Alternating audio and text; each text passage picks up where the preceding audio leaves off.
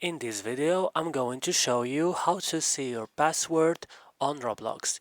You just have to follow and watch this video till the end. As you can see, here is Roblox. What you should do, you have to go to settings and click. Here on settings, guys, you go and found here password as you can see.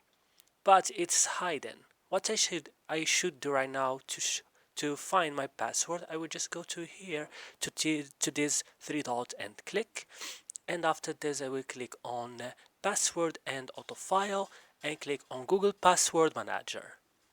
It's going to take me here to this page and I will find here Roblox. Click on roblox.com and write your password of your PC and click OK, and here is your password. If I click here on show, I will find my password. And that's all guys. I hope this video was useful. Don't forget to like and subscribe. See you in another video.